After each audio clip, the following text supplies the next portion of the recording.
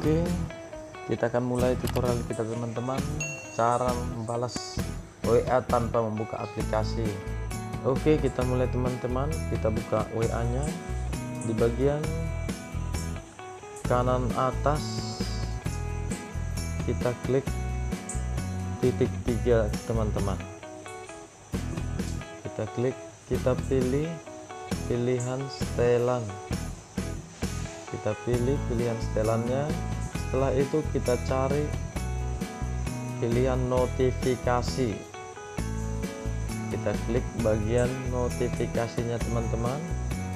Setelah itu kita cari notifikasi pop-up-nya teman-teman. Notifikasi pop-up-nya. Biasanya bagian bawaannya itu tidak ada pop-up, itu pilihannya teman-teman. Setelah itu kita pilih pilihan paling bawah, selalu tampilkan pop-up. Maka otomatis kan selalu tampilkan pop-up teman-teman. Oke, di sini teman-teman kita tinggal kembali teman-teman. Kita akan coba kirim WA dari HP yang lain teman-teman. Oke, ini HP saya dalam keadaan terkunci teman-teman. Kita kirim dari